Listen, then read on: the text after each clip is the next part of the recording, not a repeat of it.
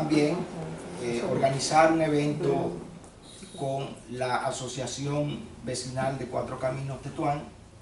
Es un proyecto que hace tiempo que queríamos llevar a cabo.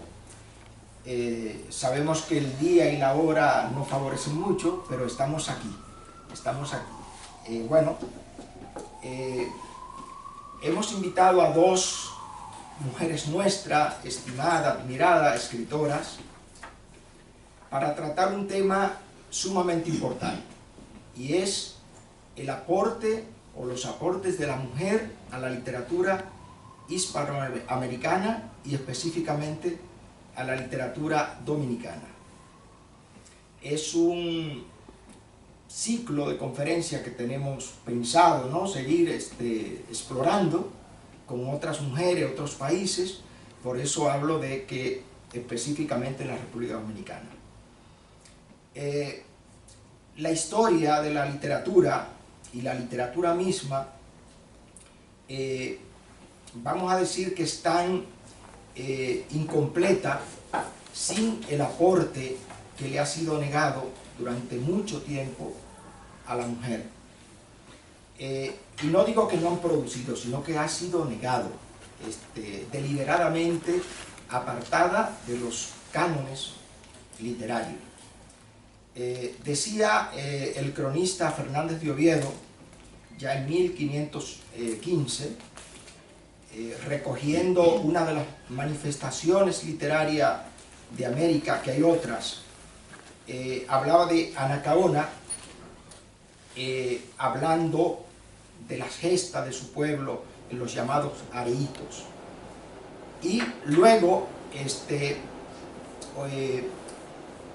Menéndez Pelayo también recogió, ya a mediados del siglo pasado, a una de las primeras, si no la primera, poeta nacida en territorio de la colonia, lo que es hoy República Dominicana, Leonor de Obando, en 1558.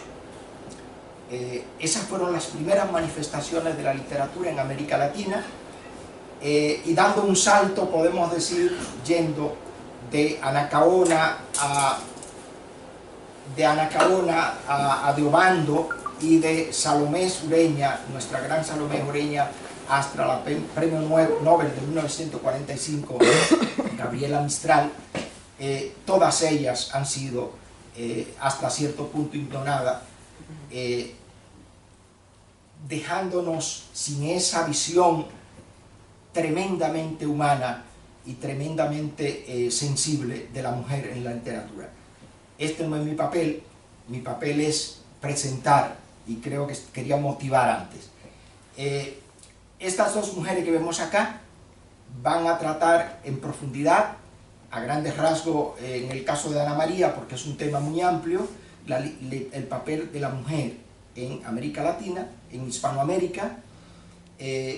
Así que vamos a comenzar con Ana María, y vamos a hablar en tres líneas de Ana María. Ana María, aparte de ser escritora, que ha explorado los géneros de la novela, la poesía, el ensayo y el cuento infantil, además de eso es una gran gestora cultural, una gran mujer, y es además ministra consejera en la Embajada de la República Dominicana. Así que con ustedes, Ana María Céspedes.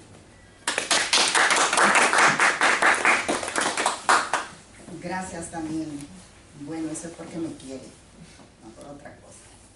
Buenas tardes a todos y a todas. Es un placer tenerlos aquí, ver caras amigas, y sobre todo al apoyo que ustedes siempre le dan a CUDEVI y a la Asociación de Vecinos, que creo que soy la primera dominicana que ha intervenido en esa asociación ya en los años 90, con lo cual me siento muy a gusto entre mi asociación y la Asociación de Vecinos.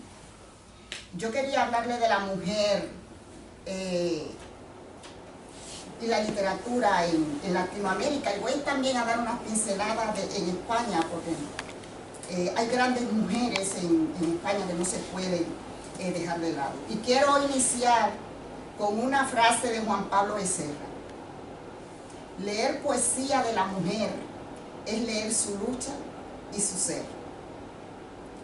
Y digo he recogido algunas cosas que quiero compartir con usted. Al hilo de lo que decía Daniel, de que la mujer ha sido como apartada, no ha sido valorada en el ámbito de la literatura y le costó mucho entrar en el ámbito de la literatura y que se reconozca. Pero sobre todo no fue gratuito, fue porque las mujeres llegaron a darse cuenta de que ellas no estaban siendo valoradas y que escribían, y por qué no reconocer el trabajo que ellas hacían si lo hacían con calidad. Y digo yo, que la opresión y los roles sociales condicionaron la producción literaria femenina. Hay que tener en cuenta que la poesía no era considerada un tipo de arte según diversos tratados estipulados por algunos griegos, entre ellos nada más y nada menos que Platón. Lo único que tenía importancia como arte era la poética épica, como el caso de la Ilíada y la Odisea. Hasta que llega el humanismo para dar luz a la humanidad, aparece la Contrarreforma que se encargó de enterrar todo tipo de flujo lírico. Sin embargo, las mujeres del mundo estaban tomando sus lugares en el cosmos. El modernismo femenino se manifestó entonces de una forma maravillosa y exponencial. La poesía femenina se abrió camino entre el círculo masculino y dio muestra de una excelencia y profundidad nunca vista.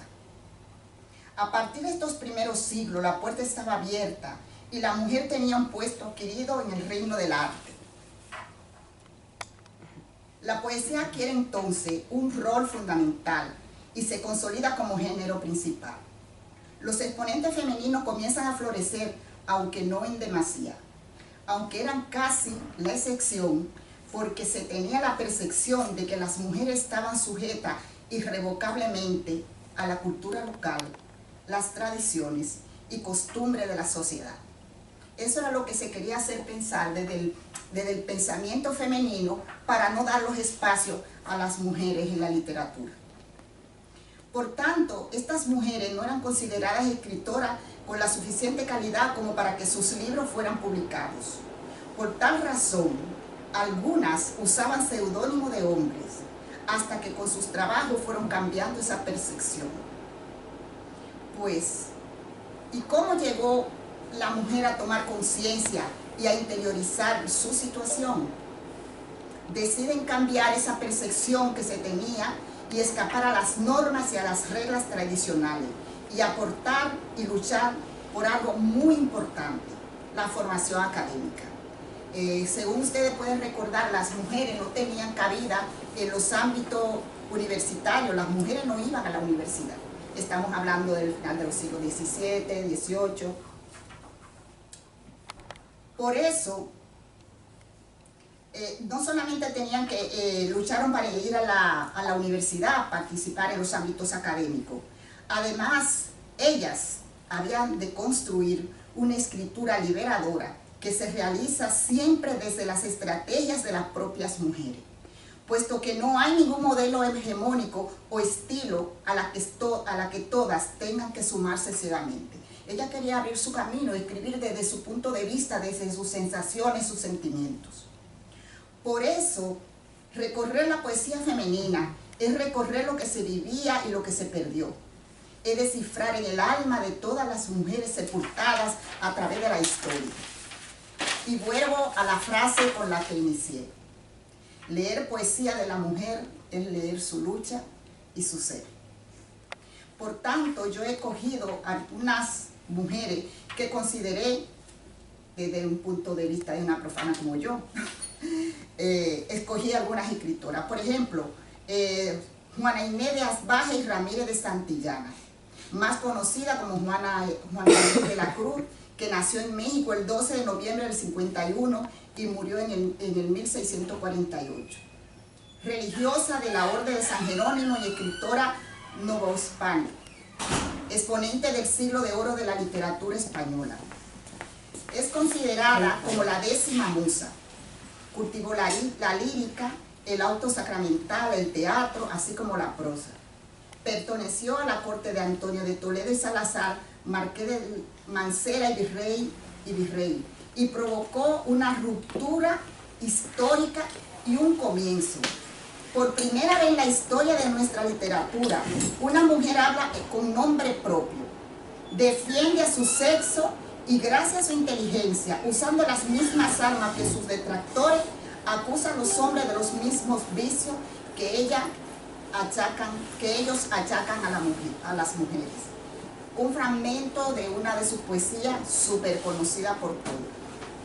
Hombres necios que acusáis a la mujer sin razón, sin ver que sois la ocasión de lo mismo que culpáis.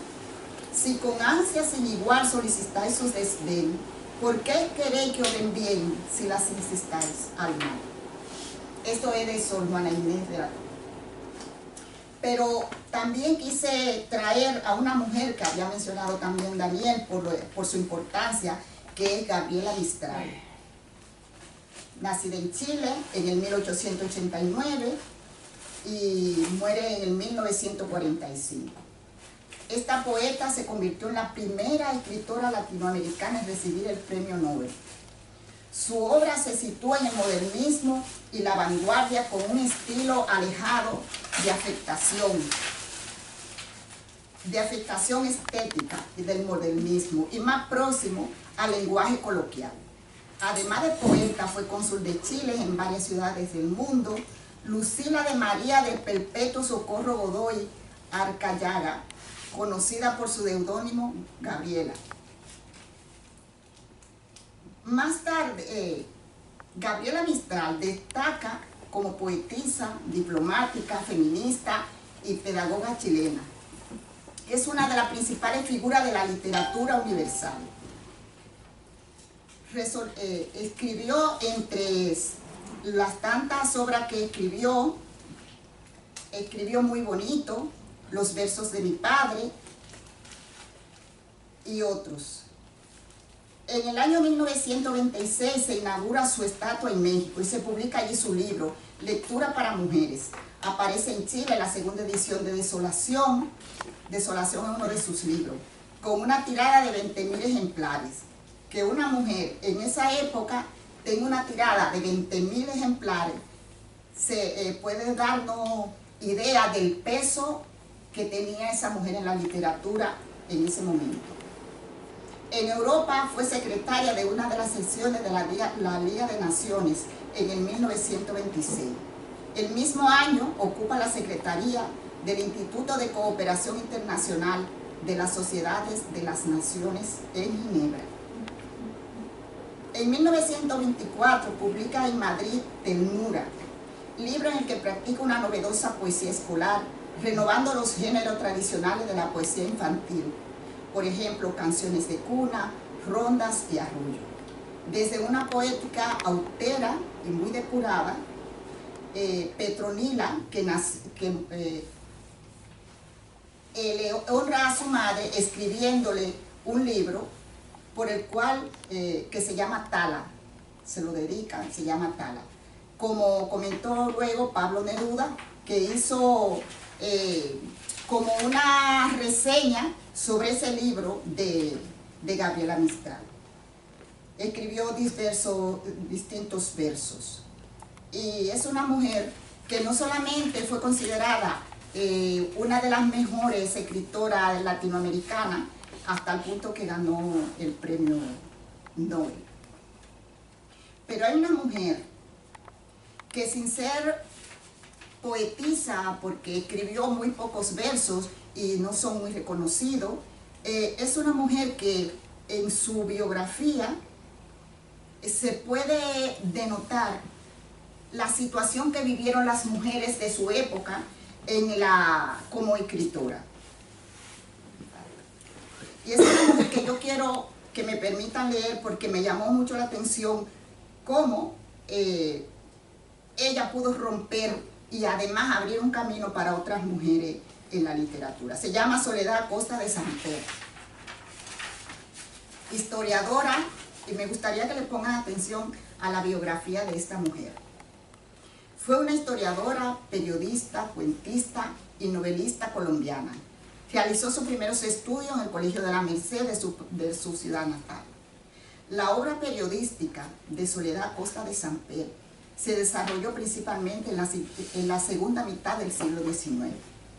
Para muchos colombianos y mayoría de latinoamericanos, el nombre de Soledad Acosta de Samper es desconocido. Sin embargo, su importancia es indiscutible, pues fue una de las primeras mujeres en Colombia que en la generación posterior a la Guerra de Independencia irrumpió en el escenario intelectual de la naciente república. En la década de 1980 comienza un resurgimiento de la obra de Soledad Acosta de Samper de la mano de las críticas feministas. El 15 de marzo del año que cumplió su centenario, el Ministerio de la Cultura de Colombia lanzó el año de Soledad Acosta de Samper. Soledad Acosta, nacida el 5 de mayo de 1833 hasta el 17 de marzo de 1913.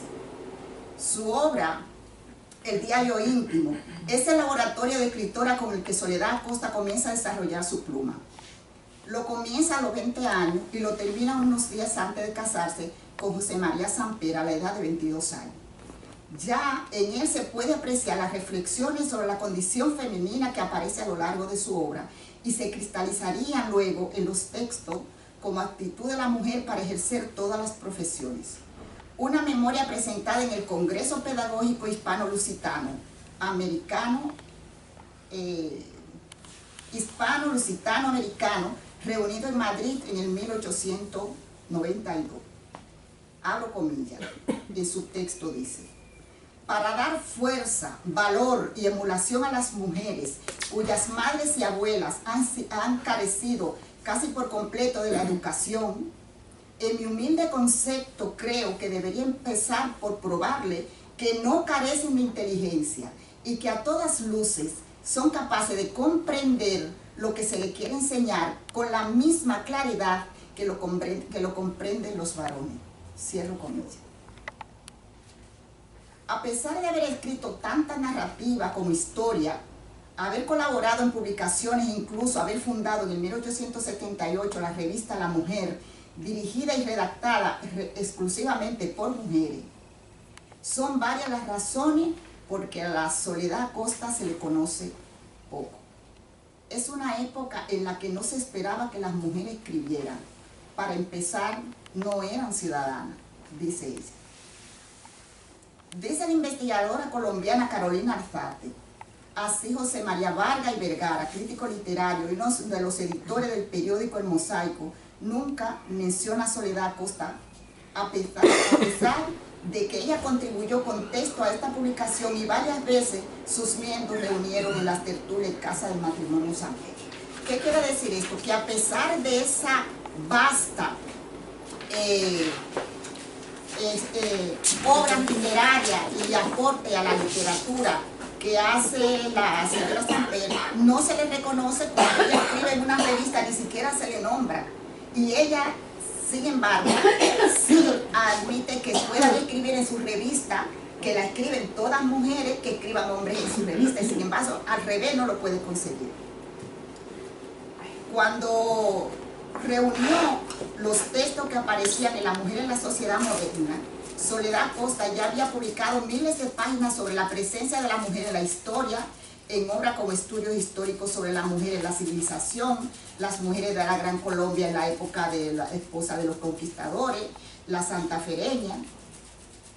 Y Soledad no solo publicó sus novelas, crónica de viajes, biografía por entrega, también escribió reseñas de noticias europeas y de libros, crónica de moda, crítica literaria, artículos de opinión, traducciones, textos religiosos y de divulgación científica, recetas de cocina, semblanzas y notas necrológicas. Es una mujer que no dejó de tocar todas las áreas de la literatura y sin embargo no es hasta 100 años después que se les reconoce toda esa labor.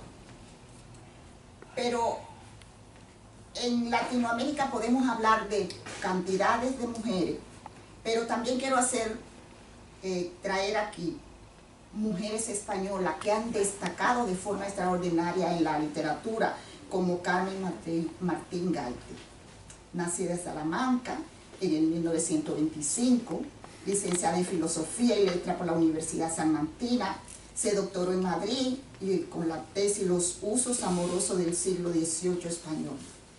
Fue una de las figuras más importantes de las letras hispánicas. Su éxito se sustentaba tanto en la crítica como en el público. Entre sus obras integrantes de la generación del 50, como Ritmo Lento, también priman los aspectos introspectivos y la comunicación interpersonal. Fragmento del interior, El cuarto de atrás, Nubosidad variable, Lo raro es vivir e irse de casa son parte de la obra creativa de esta gran escritora española. Su novela Caperucita en Manhattan se convirtió en el libro más vendido del año 1991. Entre visillos, retahíla, sus narraciones se centraron en los recuerdos de personajes femeninos. El cuarto de atrás son algunas de sus obras más importantes. Ha recibido premio de la talla, el premio de la talla del Nadal, el Nacional de Literatura, el Nacional de las Letras y el Anagrama de Ensayo. Un fragmento de una de sus obras dice así: y siempre queda más agua en mi pozo, y si me asumo al borde es más hondo y me asusta en su negrura. Siempre queda más agua y no quiero beber los cubos que he sacado. Solo quiero seguir en mi tarea de verlo como suben, derramando agua viva una vez más. Esa es una de sus poesías. Y también está Rosalía de Castro, que también es española, nacida en Santiago de Compostela el 24 de febrero de 1837. A los 12 años comenzó a escribir sus poemas, publicándolo en el 1857, La Flor, su primer libro. En el 1858 publicó Leiber, El árbol del niño. Unos años después su primera novela, La hija del mar, 1861. Y las 3 obras citadas fueron escritas en castellano y en gallego. Un fragmento de uno de sus poemas que se llama Los lebreres dice: silencio, los lebreres de la jauría maldita, no despertéis a la implacable fiera que duerme silenciosa en su guarida. Y volvemos a una latinoamericana para ir cambiando el ritmo. Nos queda poco tiempo. Sí, solo una. Solo una. Esta. Alejandra, que es pequeña. Alejandra Pizarro, que es una destacada poetisa argentina, lectora profunda de muchos de los grandes autores durante toda su vida. Intentó ahondar en los temas de la literatura y aprender de otro lo que habían escrito. Se interesa por el psicoanálisis, finalmente apolítica e influenciada en su interior por Antonio de Porcia, los simbolistas franceses, en especial Arthur, y por los surrealistas. Esta escritora tiene libro poético de notoria sensibilidad e inquietud formal marcada por una insinuante imaginería. Sus temas giraban en torno a la soledad, a la infancia, al dolor y sobre todo a la muerte. Su primer libro fue La tierra más alejada, y publicó otra como La última inocencia. También Noche. Noche es un fragmento pequeñito de esta poesía. Dice: correr no sé dónde, aquí o allá, singular el recodo desnudo, basta correr. Trenzas sujetan mi anochecer de caspa y agua colonia, rosas quemadas, fósforo de cera, creación sincera en surcos capilares. La noche desnuda su bagaje. Muchas gracias.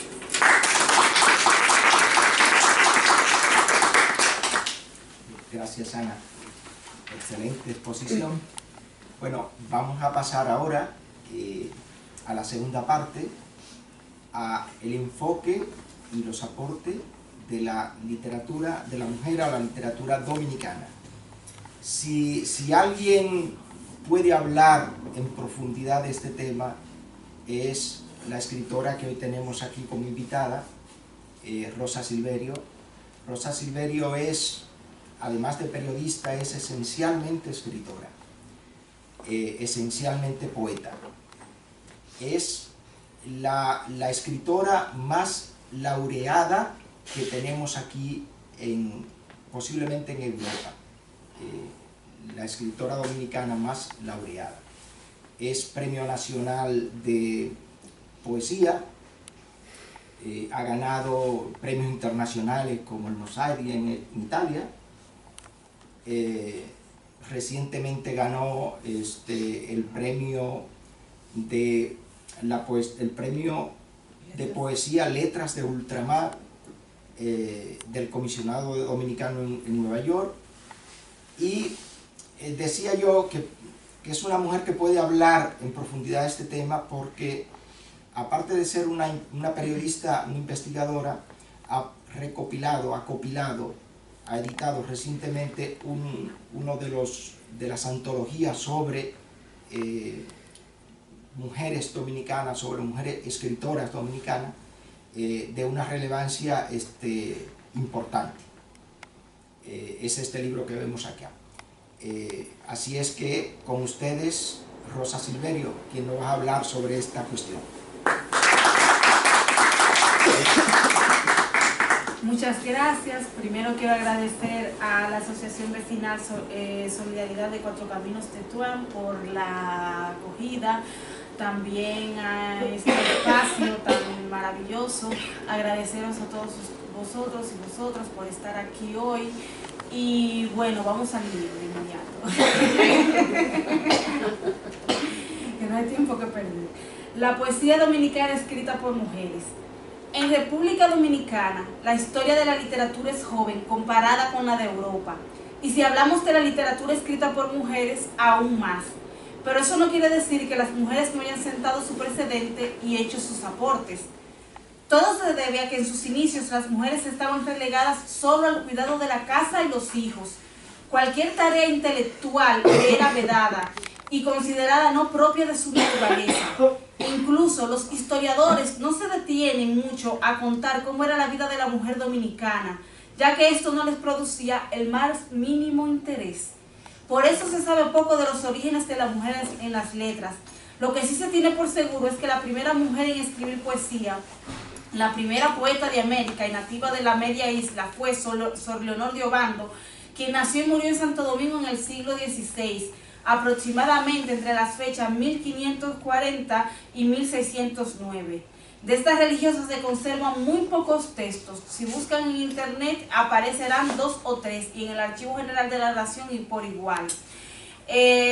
Un fragmento de uno de sus textos dice: pecho que tal concepto ha producido, la lengua que lo ha manifestado, la mano que escribió, me han declarado que el dedo divinal os ha movido. A Sor Leonor le sigue Elvira de Mendoza, quien junto a la primera, a Sor Leonor, es considerada una de las primeras poetisas del Nuevo Mundo. Durante aquella época la mujer sigue recluida en el hogar y son muy pocas las que se atreven a dedicarse a algún oficio intelectual.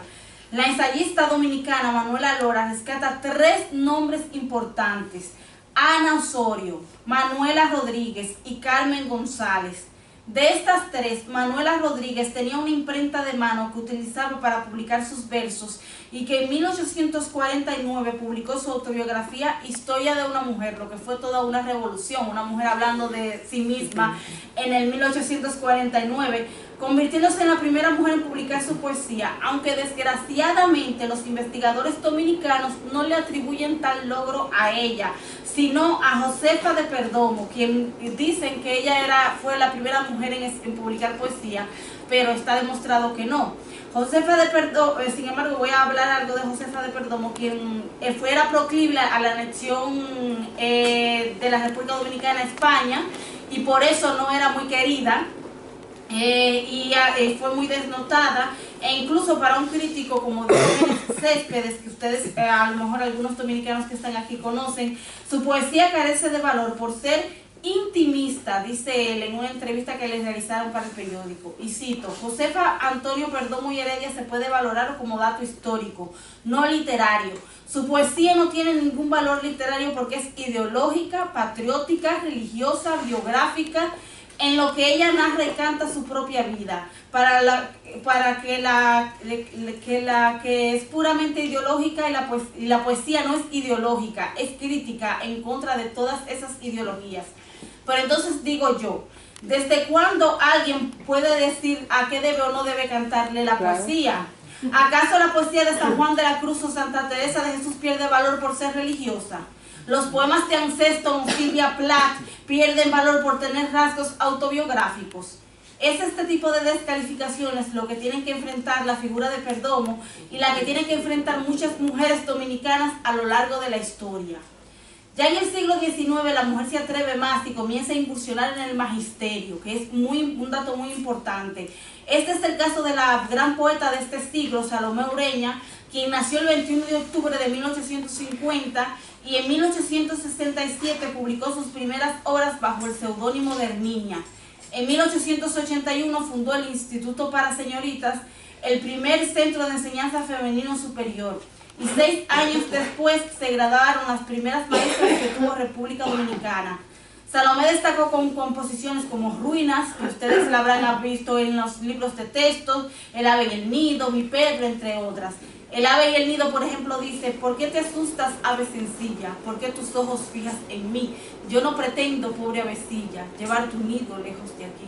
Allí en el hueco de piedra dura, tranquila y sola te vi al pasar, y traigo flores de la llanura para que adornes tu libre hogar. Y así sigue. Gracias a Salomé, muchas mujeres se convirtieron en maestras y comenzaron a incursionar en la vida intelectual de la época. Entre las que incursionaron en el mundo poético, esta sin ser maestra, cabe destacar a Altagracia Sabiñón, nacida el 28 de septiembre de 1886, autora del poema Mi vaso verde y considerada la precursora del modernismo en República Dominicana. Altagracia falleció joven en el manicomio Padre Villini el 23 de diciembre de 1942, por lo que no tuvo tiempo de desarrollar una obra vasta, pero su poema Mi vaso verde pasó a la historia. Y un fragmento del poema dice: mi vaso glauco, pálido y amado, donde guardo mis flores predilectas, tiene el color de las marinas algas, tiene el color de la esperanza muerta. Y así sigue el poema. Otra autora que se destacó en esa época es la dramaturga y pintora Delia Weber, quien nació en 1900 y fue considerada por su poesía, conocida por su poesía impresionista. Uno de sus poemas que a mí me gusta mucho dice, y hay que leerlo pensando en el contexto de la época: yo era una flor de la ribera, creció la corriente, allá voy con la vida. Fui semejante a una princesa inmóvil, sosegada, indiferente, al linde de extraños tesoros. Era la primavera, risa loca del verano, en su peregrinación de ensueño. Ardiente sol de mi vida hirió las campanitas de la poesía. Ardiente sol del mediodía, apaga la sed del destino. También debo destacar a la poeta Marta María Lamarche, quien nació el 4 de marzo de 1900 y llegó a ser considerada la poetisa de América. Ella se le dedicó exclusivamente a la promoción cultural.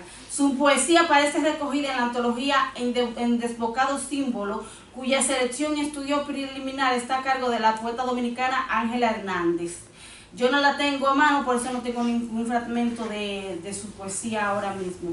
Una poeta que destacó en aquella época y de una pluma grandiosa es Melba Marrero de Munné, quien nació el 8 de abril de 1911 y es una gran olvidada de la literatura, criticada de manera acérrima por el intelectual Pedro Contín Aybar, quien actuaba por mandato de María Martínez, la esposa del dictador de Trujillo, que le tenía muchos celos porque Melba era una mujer sumamente hermosa, además casada con un hombre adinerado que le publicaba ediciones limitadas de sus obras aquí en España, ediciones numeradas, y eso le causaba muchísima envidia. Otra poeta que destaca es la gran Carmen Natalia Martínez Bonilla, una de las mejores voces poéticas de la República Dominicana, quien tuvo que exiliarse en Puerto Rico durante un tiempo debido al régimen trujillista y quien debido a su oposición a la dictadura es sepultada y condenada al ostracismo más feroz de la isla. Sin embargo, ella destacó en el exterior, llegando a ser presidenta de la Comisión Interamericana de Mujeres desde 1962 a 1965. Carmen Natalia es un ejemplo de la poeta perfecta, desde mi punto de vista, y de su largo poeta Llanto sin término por el hijo nunca llegado, os leo su invocación. Te invoqué sobre el fondo del abismo, te llamé desesperadamente, gritando el dulce nombre a tus oídos, pero tú estabas lejos, tan lejos, hijo mío, como las rutilantes estrellas, durmiendo un largo sueño interminable, y no me oíste. Y así sigue el poema. Estas mujeres citadas dejaron su impronta en la literatura dominicana, pero la gran eclosión se produce a mediados del siglo XX, cuando surge la poesía sorprendida, de la cual forma parte la valiente y preparada Aída Cartagena Portalatín, quien a mi parecer es la principal figura femenina de todo este siglo. La fecha de nacimiento de Aída está en discusión. Según la periodista Argénida Romero, quien posee una copia de lo que sería su verdadera acta de nacimiento, Aída no nació el 18 de junio de 1918, sino el 8 de junio de 1915. Las razones para ocultar su verdadera fecha de nacimiento, esto solo lo sabe Aída. Pero a lo mejor hay un rasgo de vanidad al quitarse algunos años. Lo cierto es que este hecho anecdótico no les resta importancia a su figura. Aída se doctoró en Humanidades en la Universidad Autónoma de Santo Domingo y luego realizó estudios de posgrados de Museografía y Teoría de las Artes Plásticas en la Sorbona de París. Ella destacó por ser una de las escritoras de la época en imponerse en un mundo literario totalmente masculino, por romper el canon. Por eso tuvo que pagar un gran precio y recibir ataques despiadados como el del poeta Manuel Rueda, quien era bastante cruel y quien se refiere a ella como un monstruo que menstrua. Monstruo que menstrua. Eso que era poeta. Sí, no se sabe si por envidia o por qué, pero se refiere a ella de esa manera, públicamente. Aquí un fragmento del poema más conocido de Aída Cartagena Portalatín, que se llama Estación a la Tierra. No creo que yo esté aquí de más. Aquí hace falta una mujer, y esa mujer soy yo.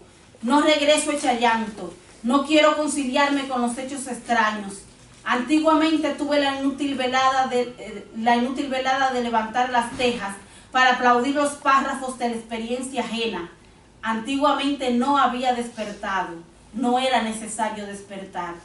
Sin embargo, he despertado de espalda a tus discursos, definitivamente de frente a la verídica, sencilla y clara necesidad de ir a mi encuentro. Luego de la poesía sorprendida surge la generación del 48 y más adelante, después de la desaparición de Trujillo, se conforma la generación del 60, en la que destaca la poeta Janet Miller, una de nuestras grandes autoras, Premio Nacional de Literatura 2010, quien hoy día constituye una de las voces poéticas más claras, agudas, sensitivas y representativas de la mujer en el escenario poético. Uno de sus poemas que a mí me encanta y es un poema icónico que aparece en todas las antologías que se hacen, se llama Geografía, y dice: yo, que necesito plantas, luz, palabras de ternura, que me siento pensar en mi desgracia a plena tarde, medio masoquista, fea, profesora, yo, que solo con palabras me presumo, me palpo, me proyecto, interpongo ideas a la carne, levanto largos muros de metal frío, devorante, entre otros, y yo, que tengo miedo a la locura, al vino, al entregarme, agarro mis recuerdos, una niña gorda, inútil, solitaria, casas de muñecas y tacitas de té, ráfagas de aire y de suspiros, entre mi abuelo no abuelo y sin mi padre.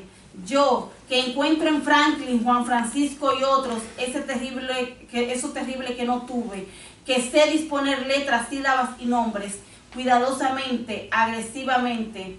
Yo estoy harta de mí. Tras el desarrollo de la Guerra de Abril de 1965, surge el grupo de la posguerra o joven poesía, entre las que destacan Soledad Álvarez y Chiqui Vicioso. Según Franklin Rodríguez, Soledad Álvarez está dentro del grupo de los escogidos porque publicaba en el semanario Aquí, y Chiqui Vicioso está dentro del grupo de los excluidos porque no era publicada por ese semanario. Soledad Álvarez es una de nuestras poetas más preclaras y con mayor dominio del lenguaje, esto es importante, de todo el panorama nacional. Su poesía es de una hondura inusitada y sus imágenes poderosas. Ha sido Premio Nacional de Poesía en 2 ocasiones y fue la voz de toda una generación gracias a su poema Si nacieras, llamándote Luis Pérez, del que iba a leer un extracto, pero ya no hay tiempo. Así que se los dejo de tarea para que lo busquen. En cuanto a Chiqui Vicioso, es una de las autoras con mayor perspectiva de género y a través de su poesía ha ahondado en el mito y la tradición isleña. En la generación de los 80 y por primera vez a las escasas figuras femeninas de las letras dominicanas se le suman un rosario amplio de mujeres poetas que, según el crítico dominicano Basilio Belliar, buscan una habitación propia, como diría Virginia Woolf. Podemos citar a Aurora Arias, Ilonka Nacidir Perdomo, que es la mayor estudiosa de las mujeres, Sally Rodríguez, Ángel Hernández, Miriam Ventura, Marta Rivera Garrido, entre otras. De este grupo hay que destacar a la poeta Ángel Hernández, Premio Nacional de la Literatura del 2016, una gran figura de las letras dominicanas, una de nuestras principales intelectuales, que ha incursionado con éxito en casi todos los géneros y que domina la poesía con gran técnica y emoción. Ángela, junto con Janet Miller, ha desafiado el canon literario dominicano, colocándose ambas en sendos puestos de reconocimiento por su labor.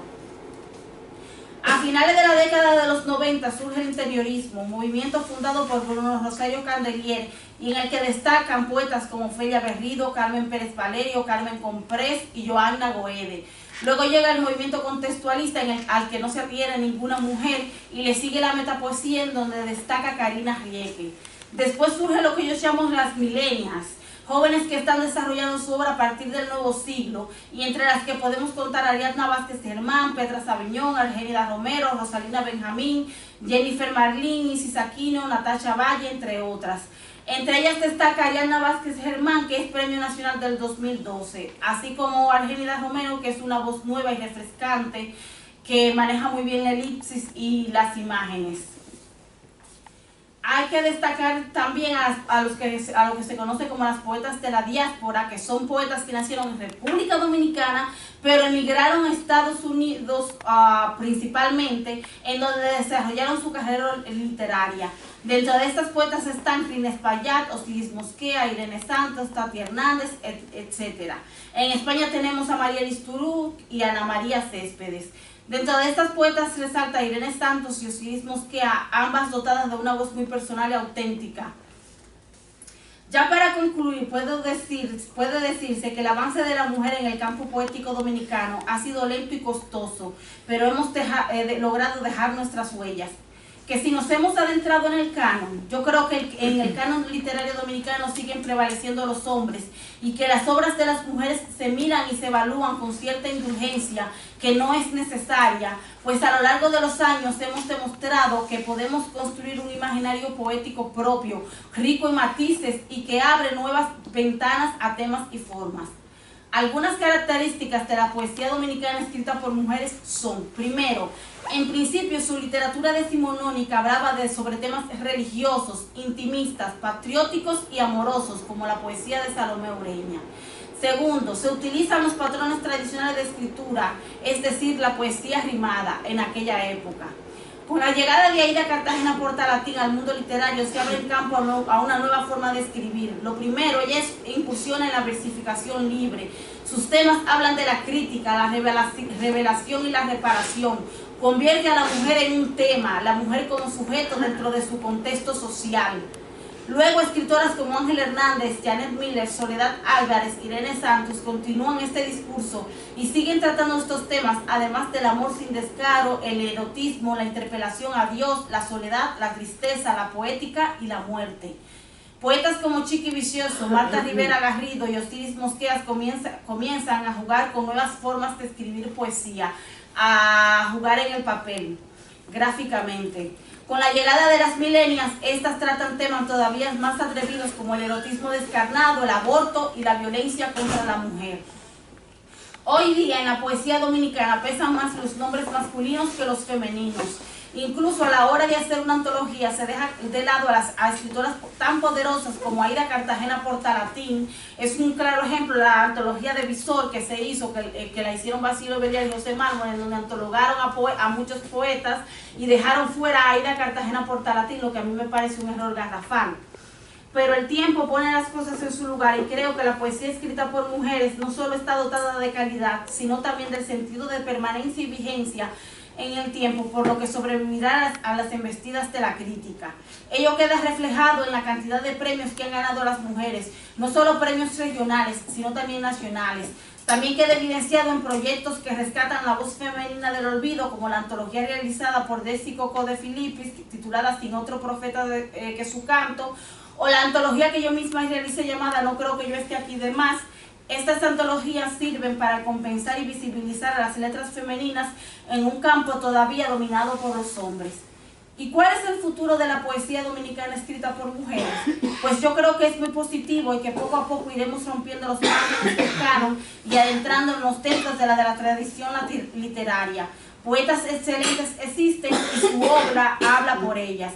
Es solo cuestión de tiempo y de memoria.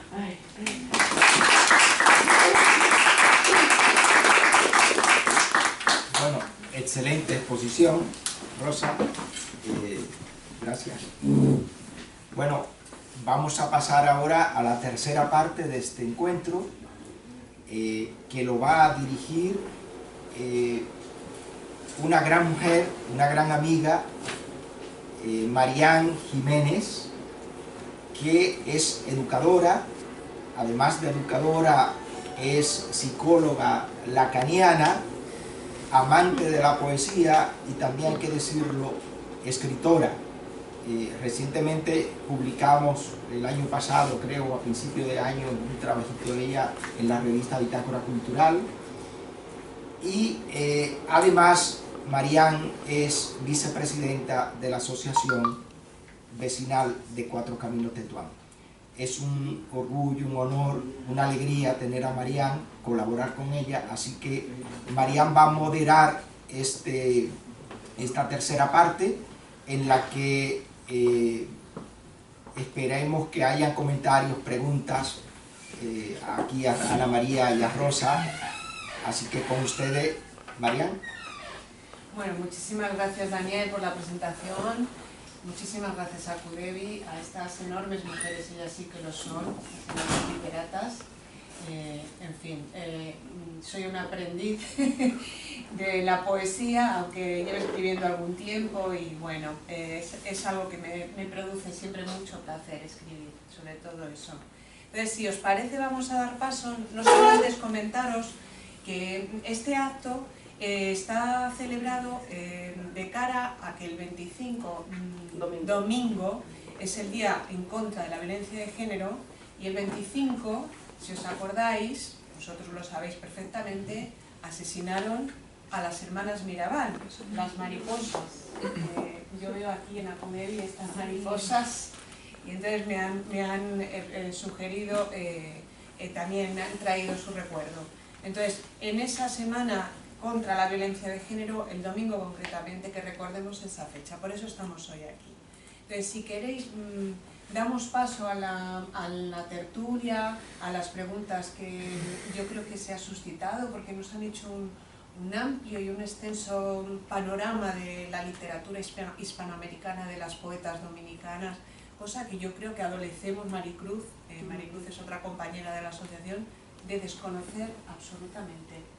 Entonces nos parece que este es un acto para acercarnos, puesto que nuestra asociación tiene ya desde hace mucho tiempo, ya lo recordaba Ana María, vínculos con la comunidad dominicana. Y ahora con Acomevi, de lo cual nos sentimos absolutamente orgullosos y orgullosas. ¿Qué os parece si empezamos? Venga, animaros. Yo tengo una inquietud, me surge, y es, viendo que la literatura en República Dominicana se ha desarrollado, ha evolucionado, está ahora en un momento en el que, en su momento, porque ahora está reconocida, ya tiene su lugar la mujer en la literatura, ¿qué se puede hacer para que eso se siga transmitiendo? Porque a mí personalmente me produce un poco de miedo que dentro de esa evolución, que no siga evolucionando, sino que se quede ahí, porque ahora mismo tenemos que contar con las nuevas tecnologías, el nuevo lenguaje que hay social, con los jóvenes. Hay que trabajar siempre con los jóvenes, porque son los que van luego a conquistar espacios, ¿no? ¿Qué se puede hacer? O sea, ¿cómo se puede enamorar a esas generaciones que vienen? Y porque hay mucha competencia en cuanto a comunicación. Bueno, Fíjate, en República Dominicana hay algo muy bueno y es que se están desarrollando en todas las ciudades hay talleres literarios que están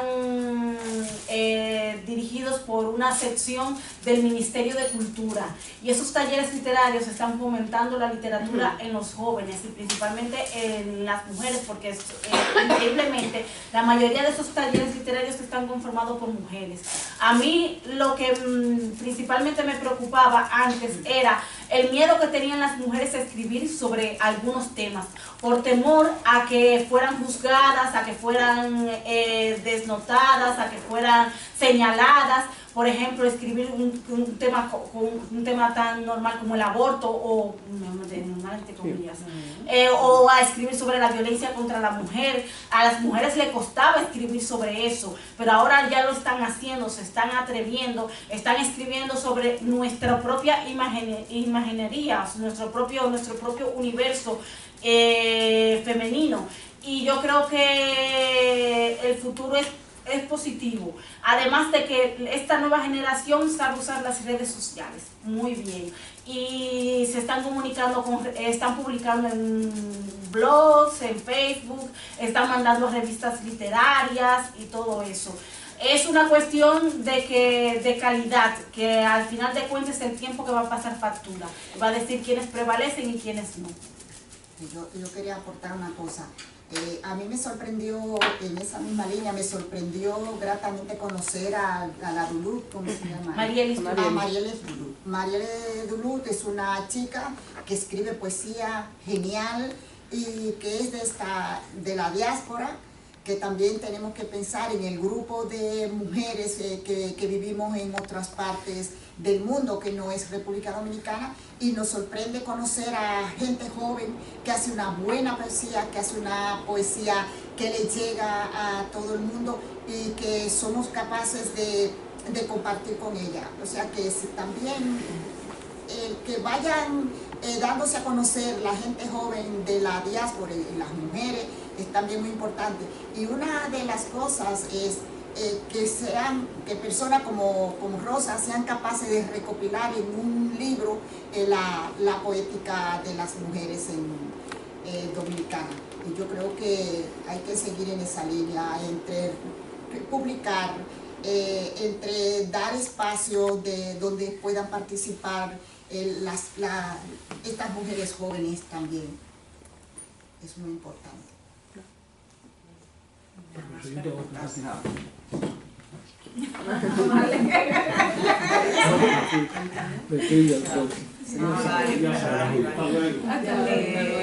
ver, más preguntas. Una pregunta, esos talleres que se están haciendo en República Dominicana, ¿piensan trasladarlo a comunidades nuestras aquí, por ejemplo, España, al exterior?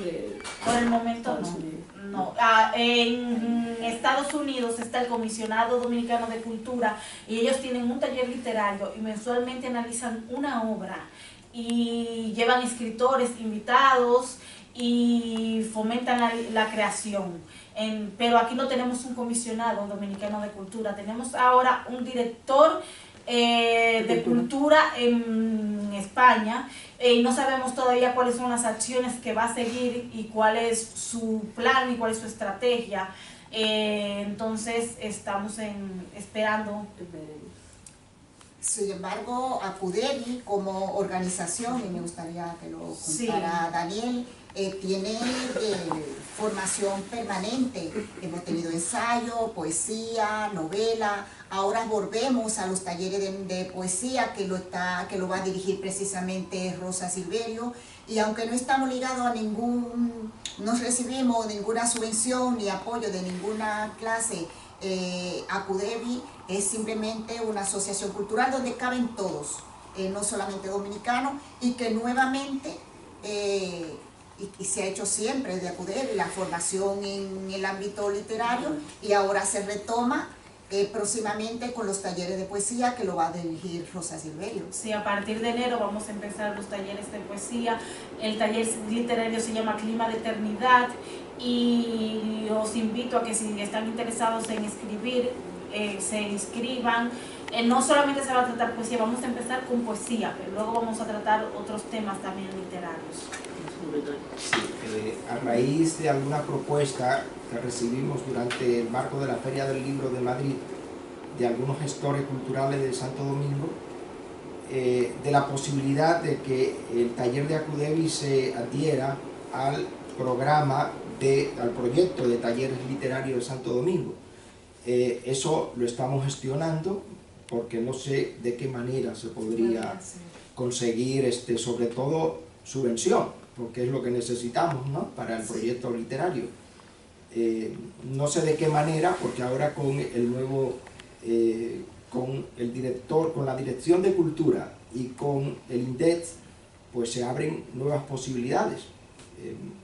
No sé realmente cómo se plantea el tema cultural desde estas entidades estatales, porque son parte, ¿no?, del Ministerio y del Ministerio de Cultura y de Cancillería.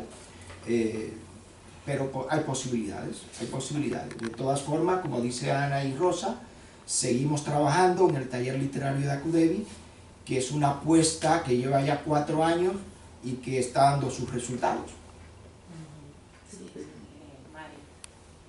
Hablando del taller literario, Daniel, yo que soy parte también de Acudevi, me gustaría saber, bueno, o ponerlo sobre la mesa, de que el taller, además de lo que Rosa planteaba, de personas de diferentes nacionalidades y tal, que se tome en cuenta también el taller juvenil o infantil, porque si bien es cierto que tenemos muchos niños que han nacido aquí, dominicanos, que tienen están muy desvinculados de lo que son un poco las raíces, entonces sería bueno aprovechar el lazo con instituciones que tienen apoyo escolar en la tarde y gestionar una vez al mes o 2 veces al mes una especie de taller literario que encaje dentro de las actividades de los apoyos escolares. Y hay muchísimas instituciones como la Asociación de Padres y Amigos del Jaime Vera, el CEPI de Tetuán, entre la Almudena, que ya tiene sala de tarea ya con grupos inclusive dominicanos y latinoamericanos, ¿por qué no? Yo hay una cosa que, bueno, he vivido años en la República Dominicana, soy medio dominicano por la ley de la costumbre. Hay una cosa que me horripila de la República Dominicana, que es la ortografía. Hablamos de cultura. ¿Cómo podemos hablar de cultura mientras no enseñemos a los jóvenes, a los pequeños y a los adultos? Porque hay gente que incluso hace poesía o pretende ser poeta, pretende escribir y no tienen ni idea de escribir, no se hace. Y es una cosa que parece que no le importa al gobierno, porque a la universidad van a estudiar carreras gente que no sabe escribir. Encuentro maravilloso, es decir, yo soy escritor, me gusta escribir, pero ¿cómo podemos hablar de escritura? Sí, vamos, claro que hay que hablar, pero ese tiene que ser un problema que veamos, que queramos solucionar, que nos metamos en ello, porque es que si no, se acabará hablando cualquier idioma o escribiendo cualquier cosa en vez del idioma que tenemos. Tenemos que preocuparnos de eso. Sí, ese es un fallo de nuestro sistema educativo realmente, y porque tenemos incluso profesores deficientes que escriben, que tienen muchas faltas ortográficas y que no pueden enseñar a sus estudiantes a escribir bien. Entonces es un fallo de nuestro sistema educativo que hay que corregirlo y que requiere de muchísimo esfuerzo, y que antes se hacían incluso olimpiadas de ortografía, yo no sé si ahora todavía se siguen haciendo, pero sería interesante que se volvieran a hacer. Quería responder el problema es tan grande. Es decir, yo he estado metiendo, he querido enseñar a escribir. Recuerdo que en Bonao, en la biblioteca, es decir, en la biblioteca municipal, me llaman un día porque hay unas niñas que tenían 10 y 11 años, y a ver si les podía ayudar porque les habían mandado un trabajo y no sabían hacerlo. A las niñas de 10 y 11 años, un profesor les había mandado a hacer un estudio de Mujercitas entero. la niña no sabía por dónde empezar. Pero tenía además una semana para hacerlo y tenía que leerla entera, el libro. Yo tenía una señora que venía a casa a limpiar la casa, que tenía una hija. Primero les mandan trabajos con ordenador. Bueno, pues ella mandaba a su hija a mi casa para que pudiese hacer sus trabajos en ordenador, porque no el profesor le mandaba. Y un día le había mandado un profesor a una niña de 13, 14 años también, un trabajo en el que tenían que hacer con fotografías estudio de 15 escritores dominicanos y 12 escritores dominicanos, o sea, no dominicanos de habla española, con fotografías, su historia y sus obras. Esto en centros oficiales. El país no tiene remedio mientras no se prohíba. Es que ya no es que no haya facilidades, sí, es que se les hace odiar la cultura. Vamos a dejar hablar a Ana María, luego Maricruz. Agraciadamente hemos iniciado un proceso de recuperación de la educación dominicana, comenzando por eliminar el analfabetismo en el país. La lucha del pueblo dominicano, porque eso no fue solamente una lucha política, fue una lucha social, del 4% del PIB para que se dedique a la educación. Los procesos de recuperación de la educación no son procesos que se puedan medir en corto plazo. Se está haciendo un excelente trabajo. Se han recuperado muchos intelectuales que estaban fuera de la República Dominicana y que han vuelto con salarios altos para formar y reciclar a aquellos profesores, tantos en la escuela primaria, en la escuela secundaria, en las universidades, empleando ese 4%. Como decía anteriormente, no es una cuestión que se va a lograr ahora ya, porque todos estos procesos requieren y se pueden medir a mediano y a largo plazo. Pero lo más importante es cuando desde el Estado, yo no hablo del gobierno, yo hablo desde el Estado, las políticas públicas se dan cuenta de que tienen que hacer algo porque la situación es crítica. Agraciadamente se está haciendo hace 6 años, poco a poco, pero veremos dentro de, no puedo decir cuánto, pero sí se va a lograr que la educación dominicana obtenga un nivel aceptable. Yo aspiro a que sea muchísimo más y en que no tengamos que estar hablando aquí de esa situación, porque existe, pero se está trabajando en ello. Entonces yo lo dejo ahí esperando que sigan los gobiernos que sigan entrando, sigan apostando por el 4% para la educación. A ver, sí, un momento. Responde y luego va María. Venga, responde. No, hay una idea, es decir, que yo creo que puede ser interesante para vosotros en Perú. Se hizo lo mismo, es general en muchos sitios, y lo que hizo el gobierno un año fue examinar a todo el profesorado, hacerle unos exámenes en los que no llegaban, les daban, o sea, los que llegaban y les daban el contrato fijo, etcétera, etcétera. A los que no llegaban les daban una ocasión, pero tenía que examinarse otra segunda vez. Y a los que tampoco aprobaban les dieron otra oportunidad, tercera vez. Y los que no llegaron les echaron. Bueno, vamos y mejoró. Sí, porque esto este es un espacio, estamos hablando de muchas cosas. Maricruz. Bueno, yo, siguiendo un poquito la estela, nada más, decirle a este señor que aquí, creo que fueron los últimos exámenes de profesorado, sí. Había falta de ortografía, punta de pala. Y con la cuestión tecnológica es terrible. O sea, en este país que se ha escrito muy bien, hay gente que sigue escribiendo y me parece estupendo que lo hagan, pero la gente joven, bueno, hay unas carencias, no es mi tema principal.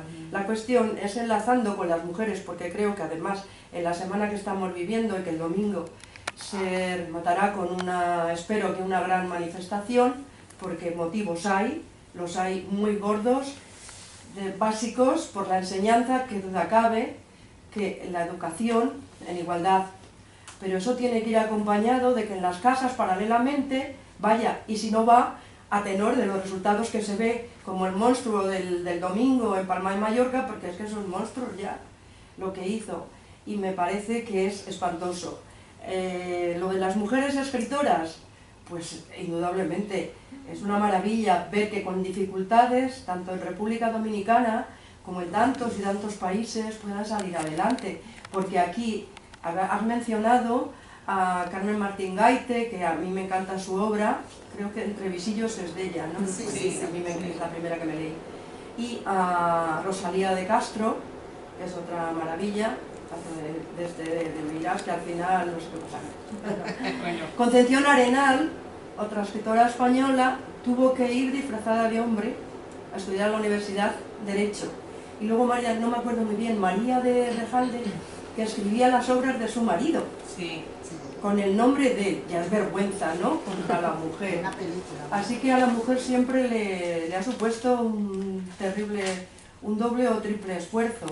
Y yo me alegro muchísimo, conozco algo de poesía dominicana porque a Dori la he leído en un librito que a través de la asociación, a Dorquisa también, a Norberto, y bueno, pero que el esfuerzo de las mujeres es titánico y lo va a seguir siendo porque hay unos componentes patriarcales que no les interesa que nosotras sepamos, porque claro, además, es que, lo tengo que decir, somos mucho más listas y avanzamos más rápido. ¿Qué es lo que hemos hecho? Avanzar más rápido con ayuda de muchos hombres, que eso también cambia, en estos momentos hay bastantes apoyos, pero hemos sido capaces de dar muchos saltos, con muchísimas dificultades, muchas, así que yo me alegro por este acto y adelante las mujeres, Sí. con muchos hombres de buena voluntad que también están ahí. En la línea un poco de lo que decía Maricruz, en la educación para la igualdad, pero también en los recursos económicos, Claro. necesitamos hombres y mujeres, pero las mujeres quizá históricamente ya hemos visto los ejemplos. Si no nos ponen recursos económicos, yo no tengo tiempo para escribir, no sé si me estoy explicando. Que las que han podido escribir es las que tenían una posición o se podían manejar o con muchos sacrificios, no lo sé, pero si yo tengo un trabajo y me puedo desenvolver, entonces yo me dedico a la poesía, al ensayo, a la filosofía, me dedico a todo eso, pero si no, es muy difícil que las mujeres trabajadoras tengan tiempo para escribir, porque solamente lo dedican a trabajar y traer el pan para su casa o para sus hijos. Esto es un detalle importante, y esto quiere decir que las mujeres sentimos, pensamos, nos expresamos, somos capaces de imaginar otros mundos escribiendo, ¿no? Bueno. Yo quería decir una cosita, y es que la mujer en la literatura ha sido tan relegada en tantos ámbitos, en todos los países del mundo, que muchas mujeres han escrito durante mucho tiempo y solamente después de muerta que algún familiar recupera esos escritos es cuando se da cuenta que esa persona escribía, o alguien que reconoce, dice, pues mira, eso lo escribió fulano de tal.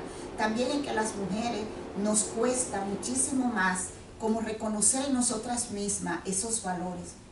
Y no sé por qué. Eso es por la educación. Exacto, decía una amiga mía. Porque ahí decía Rosa en una de las poesías, o lo decías tú, había una de las poetas, que hablaba del reconocimiento, de cómo, de lo que le costaba, porque se nos enseña que hay que ser tímida, que hay que ser modesta, que tú no puedes decir lo genial que eres. Entonces, Y complaciente.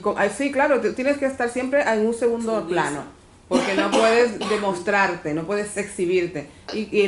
Con la poesía en las mujeres ha pasado, o sea, me callo porque va a ser una mierda esta poesía, seguro que es malísima. Eso, todas las mujeres hemos pasado por ese proceso. Sí. De no, es que yo no soy tan buena, es que yo... Porque el hombre siempre ha tenido el poder de alguna manera, Claro. entonces el reconocimiento por dónde tiene que venir, por los hombres. Y entonces si no me reconoce el hombre, pues yo soy una puñetera mierda, no valgo. Y por otro lado, yo no quería dejar de mencionar y de recordar a Yoconda Belli, poeta nicaragüense, excelsa, maravillosa, que también ha escrito tanto de las mujeres. ¿Quieres hablar? Lo que voy a decir yo es muy raro, pero siempre me pasa lo mismo, ¿eh? Bueno.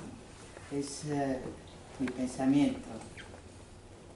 Si salimos de la polaridad hombre-mujer, soy feminista y mi vida la he hecho con mi lucha, he llegado aquí, he llegado allá, me reconocen, no me reconocen, me reconozco yo. Pero lo que yo quiero decir es que, ¿cómo queremos un mundo de reconocimiento si es un mundo de reivindicación individualista? Claro.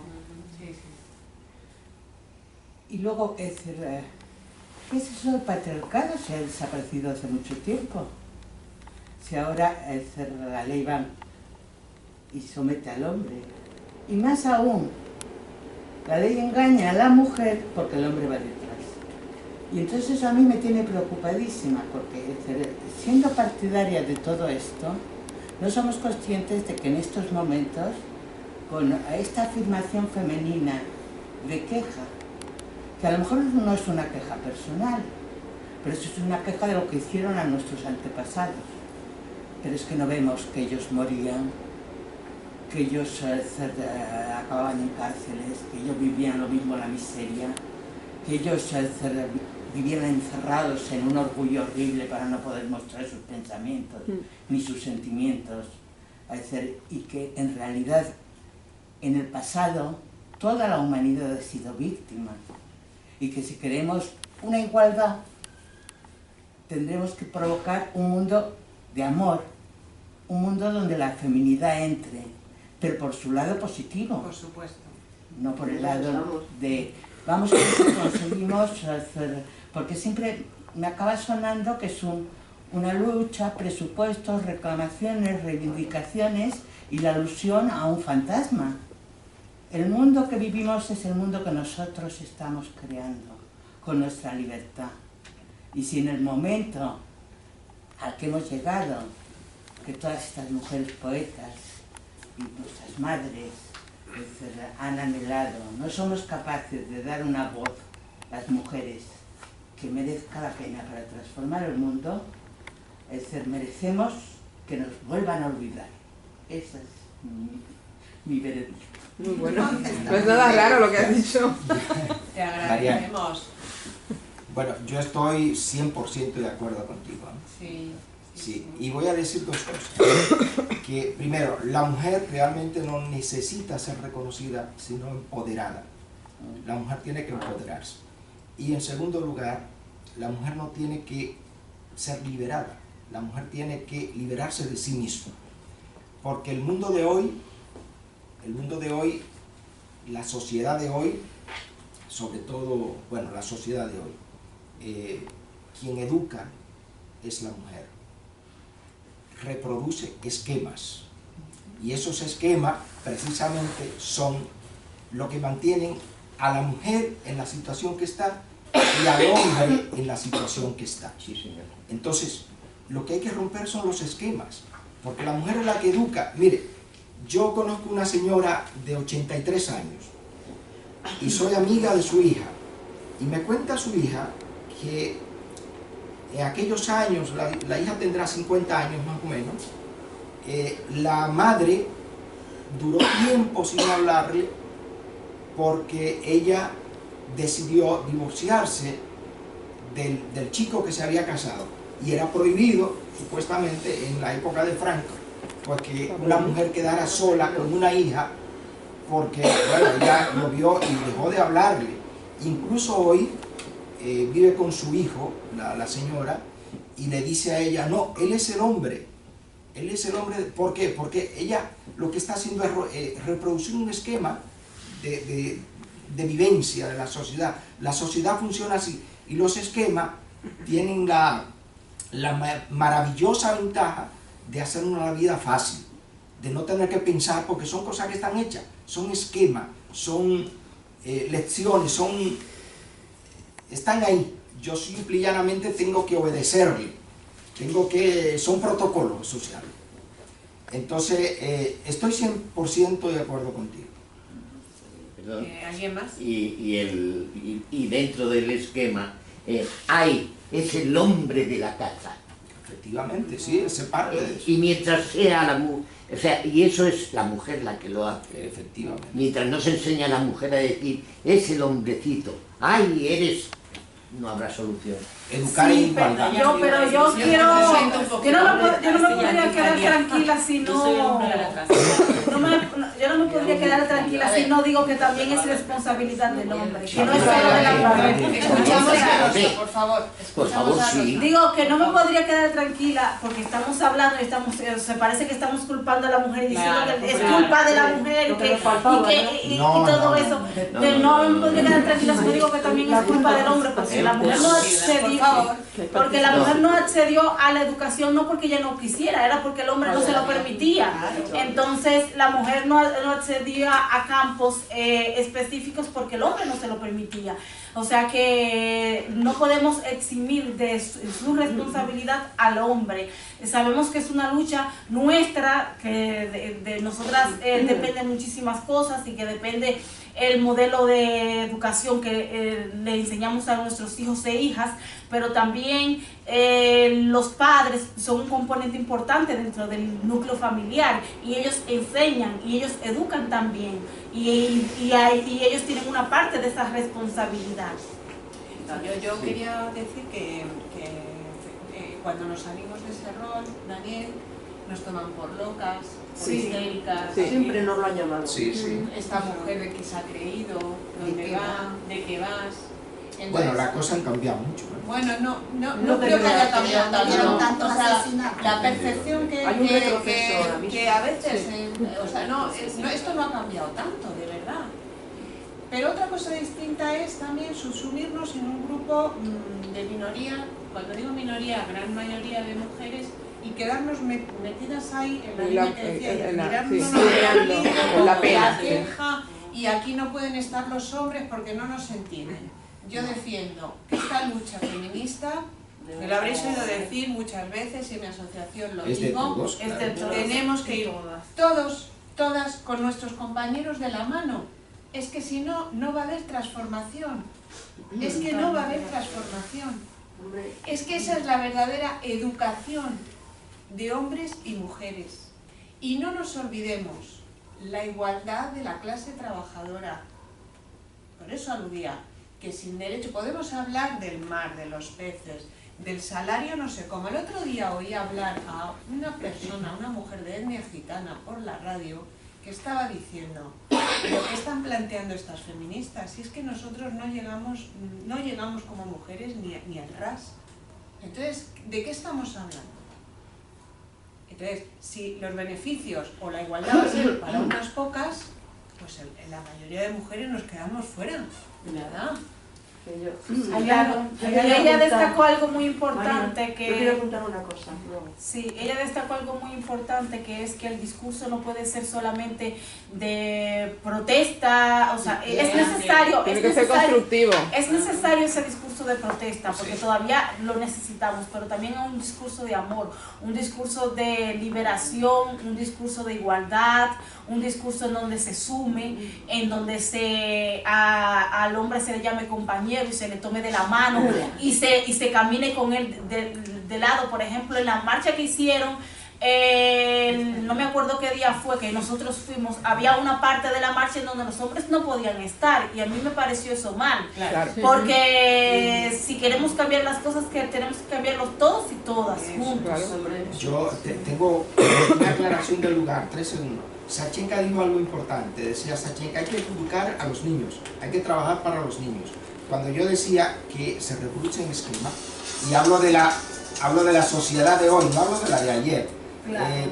Cuando mi hijo, por ejemplo, yo tengo un hijo y una niña, un niño y una niña, yo no permito que Dani adopte una actitud machista frente a ella, ni en la casa. Es decir, el hogar tiene que funcionar así. Y no hablo de los años pasados, no. Hay que trabajar para el futuro. O sea, que no es solo la mujer la que educa. Para el futuro. Por eso resaltaba yo que exacto, no, claro. Es cierto, pero hay que trabajar para el futuro. Un momentito que estaba Maricruz, disculpadme. Sí, yo quería hacer un apunte que antes se me ha olvidado, a tenor de, efectivamente, de ir también junto con los hombres. En la declaración de Seneca Falls, que era un pueblecito cerca de Nueva York, ahora supongo que era un barrio, en la declaración de 1848, un grupo de mujeres, creo que eran 80 y 40 hombres, tiene una declaración preciosa de pensamiento y sentimientos por la igualdad de las mujeres. En esa época, obviamente, no se hablaba de del término feminista, pero ellas sí lo tenían muy claro, y entonces iban juntos con ella, y eran conscientes de que tenía que ser así. Por lo tanto, yo también estoy en contra de que digan, no, ellos que no vengan. Sí, tienen que venir, porque cuesta muchísimo trabajo. Mira, yo ya tengo muchos años, y soy feminista hasta la médula, ellos lo saben, pero yo en casa estoy en la contradicción, porque aunque tengo un marido que colabora, pero no colabora como a mí me gustaría, eso es, en mi psiqui es como un sueño, porque al 40% no, porque es que han sido muchos años de estar con ellos ahí, su madre además, pues ya su madre se lo dijo un día. O sea, un ejemplo, íbamos en casa de mis suegros a Sevilla y recuerdo que mi niña, que es la pequeña, había que cambiarle el pañal y le digo al marido, Mary, porque yo le llamo Mary, se llama Mary, Mary, que la niña, oye, esa chocaca también era mi suegra. Ay, hija, Mari, por Dios, ¿cómo dices eso? Digo, ¿cómo? Digo, mira, Aurora, yo trabajo fuera de casa, aporto un salario, digo, además es que lo tengo muy claro. Digo, y tu hijo además lo sabía. Bueno, lo sabía. O sea, que sí, que tienen que venir con nosotros hombres y mujeres, mujeres y hombres. ¿Sabes? ¿Quién estaba? Yo iba a tenor de lo que decía Rosa, de cómo la mujer es la que tiene que, no se nos puede acusar, ¿no?, de ser la responsable única de lo que tenemos. Pero sí es una conversación que tuve esta mañana con alguien y estábamos hablando de cómo nosotras podemos romper los esquemas comenzando por nosotras, que era lo que decías tú. Desde, poniendo un ejemplo, el tema de cómo señalan a la mujer por comportarse de una manera u otra. Por ejemplo, vayamos al tema sexual, que es la última barrera que tenemos que romper las mujeres. Liberarnos sexualmente nosotras siendo conscientes de. Entonces, cuando una mujer decide tirar esa barrera al suelo y decir y expresar su sexualidad o hablar de ella, comportarse como a ella le da la gana, ya nadie la puede señalar, porque ¿quién la va a señalar si ya ella se expuso? O sea, mira, yo soy esto, señálame. No se puede, o sea, por eso es que la construcción de la mujer tiene que venir desde las mismas mujeres. Sí, la libertad tiene que ser la responsabilidad. Claro, claro. Decir, y ahora vas claro. tú y piensas bien, tú piensas lo que te dé la gana. Exactamente. Eso es ser libre. Claro. Yo quería comentar una cosa, porque me llama la atención que usted diga empoderamiento. Es decir, somos todos los seres humanos los que nos tenemos que emancipar y empoderar, todos. Esa imagen de que el hombre ha sido poderoso por poder llegar a su casa y pues no hacer caso a los niños y decir a la mujer, cállalos, y no poder hablar porque no sabía hablar, es la de una persona machacada. ¿Me siguen? Igualmente ignorante. Para ir a América solo tenía que aprender a leer. Y sí. Poquito, no había garantía que luego se leyeran un libro. No sé si entendemos de qué pasado venimos. Sí. Entonces, empoderamiento, ¿y quién tiene el poder ahora? Siempre el poder político. Hombre, que no son nuestros inmediatos representantes que están favoreciendo esas políticas, pero estos dependen de otras cosas. Y si tienen la astucia de no depender, les cambian el tablero y ya dependen. No sé si me seguís. Sí, entonces, el poder surge de romper a la humanidad en dos y de separarnos. Y cuando ya no funciona la receta, se inventan otra batalla. Porque yo lo que veo en las calles ahora cuando salgo, hacía tiempo que no hacía vida nocturna, no me gusta. O sea, también les dictan cómo van a liberar su sexualidad.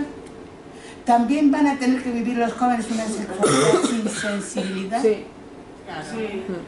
De trauma en trauma. Pues sí, es tremendo. Sexualizado, hay que ir sexualizado. Es decir, también se puede consentir que a los niños pequeños los vuelvan locos diciendo tú vas a poder elegir el género que quieras, que verás tú, estamos aquí fabricando teorías. Y vamos a poner todo el poder en que aquí haya igualdad y que nadie salga damnificado. No sé si me seguiste. Es decir, somos muchísimos los que estamos a favor de una mejora de nuestro mundo, y entonces por consiguiente que tampoco vamos a poner etiquetas a las etiquetas, pero que alguien siempre se apodera de las ideas constructivas y las acaba convirtiendo en armas contra nosotros. Sí. Eso es nazi. Sí. Eso es una teoría. Sí, es lo mismo que lo de la ola gay. Es decir, es normalísimo que la gente sea gay, o sea, que la que quiera sea, que cada uno sea como sea. Pero como hay dinero, les apoyan una serie de gente más para que ellos se salgan de madre, pero paguen dinero, y hay una razón económica. Vamos a escuchar a Ana María. Con que se salga de Ana María, perdonad. Lo que pasa es que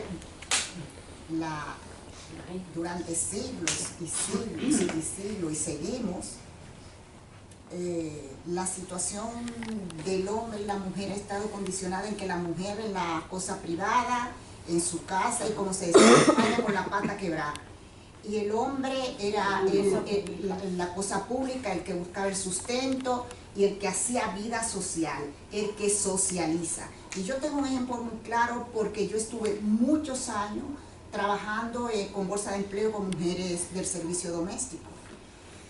Y es un ejemplo, y perdonen que lo traiga a colación, pero cuando la mujer en su casa, con la educación de los hijos, con el lavado, lo planchado, la mujer no hacía vida social, a menos que su marido un día la invite al velatorio o al casamiento de su hermano. Pero realmente, durante tantísimos años, la mujer ha estado relegada a la cosa privada.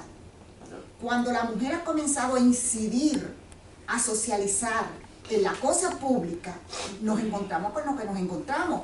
Y ya lo ponía, por ejemplo, todas esas teorías lo hacen ahora mismo como los nazis, una teoría feminista, y el hombre viene pan y la cambia en su favor. Pero si deje lo que es real, el tema de los jueces, en el Tribunal Supremo, ¿cuántas mujeres?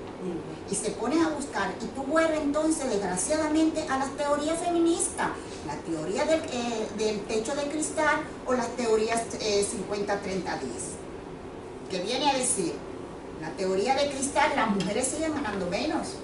Entonces, no es que nos quejemos por gusto, es que son las propias leyes todavía las que siguen machacando a la mujer.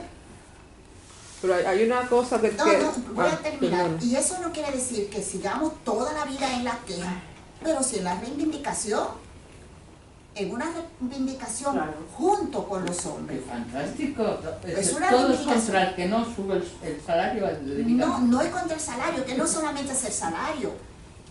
Por ejemplo, y son teoría comprobada, de 50 mujeres formadas en alto standing, con alta cualificación, eso está estudiado muchísimo, de 50 mujeres con altísima cualificación, 30 entran en el mercado laboral.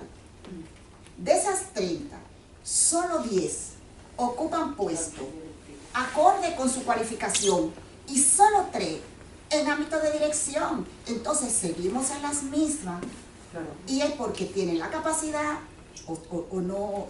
Esta lucha no va a terminar nunca, y los avances han sido grandes, los avances en tema de igualdad han sido innumerables, porque la situación que tenía mi madre, y era una mujer que trabajaba en una oficina, no era la misma que tengo yo, y la que tiene usted, y la que tiene usted, porque hemos ganado espacio. Pero ganar esos espacios no nos sitúa, ni remotamente, ni lo queremos tampoco en la paridad con los hombres. Yo no quiero ser igual a un hombre, yo quiero tener unas condiciones en equidad, que lo mismo que tú puedas hacer con tu trabajo, que lo pueda hacer yo, pero que me paguen lo mismo. Claro. Algo tan simple como eso. Entonces, no es que yo oigo como que siempre estamos reivindicando, no, y que tenemos que gritar para que nos escuchen, porque si seguimos desde el ámbito privado, es una postura muy femenina para que me escuchen. ¿Por qué no pueden hacer las mujeres una huelga de mujeres porque cobran menos? Es decir, como han hecho los hombres. Es decir, ¿por qué tienen que convertirlo eso en feminismo? No, feminismo. Es decir, nos unimos. Aquí no va a trabajar una sola mujer si no pagan ustedes debidamente, porque hay gremios en donde trabajan solo las mujeres. Sí. El 8 de Vamos a marzo ver. se marcó Es eso. decir, no es que sea posible que la humanidad sea igual y si llega un momento y haya que luchar. Es decir, porque si eso fuera cierto, nadie ha luchado. Pura demagogia. Pura demagogia. Estamos ahora peor que estábamos antes, aunque más orgullosas. No, que va, no estoy de acuerdo con Más eso. orgullosa. En absoluto. Se ha logrado mucho. Para eso, vamos, no estoy de A ver, acuerdo. por ahí querían hablar. Voy a hacer una pequeña acotación y perdonen porque llegué tarde y no estoy al tanto de toda la discusión, pero más o menos. Y es sobre el asunto de la liberación. ¿En qué se diferencia la liberación femenina de la liberación del colonizado, de la liberación del esclavo? ¿En qué se diferencia la liberación femenina de la liberación del negro, por ejemplo? ¿En qué se diferencia? Cuando hablamos de liberación, hablamos de dos polos, y la señora creo que lo planteó correctamente. No se puede liberar un polo si el otro no se ha liberado, porque es una relación dialéctica. Entonces, liberar a la mujer es liberar también al hombre. Mientras el hombre no se libere, no se puede hablar de liberación femenina, porque entonces no se puede hablar de humanidad. La liberación implica un alcance mayor, una mayor humanidad dentro del contexto general, y no puede haber.